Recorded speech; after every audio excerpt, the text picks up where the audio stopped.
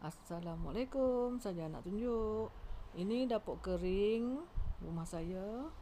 Kita tak sempat nak susun atau apa. Ni kita pergi ke ruangan baru, dapur basah ataupun wet kitchen yang baru siap diubah suai. Dan ni secara umumnya dengan resminya saya mula memasak untuk raya lah. Susun atok bagi ruang ini memang terhad lah. Kita boleh letak satu meja kecil saja, meja 4 segi biasa aja.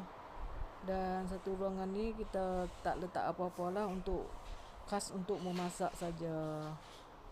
Dan tak ada apa yang menarik, biasa saja.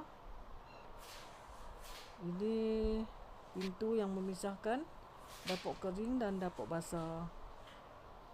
Jom kita memasak.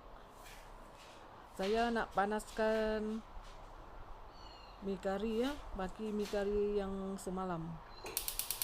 Ini nak hidupkan api tak lekat lah, sebab kipas angin tala ke dapur. Jadi kena tutup kipas angin dulu lah.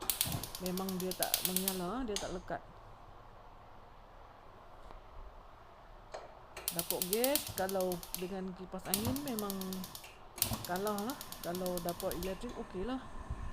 Okey, kita dah boleh dekatkan api.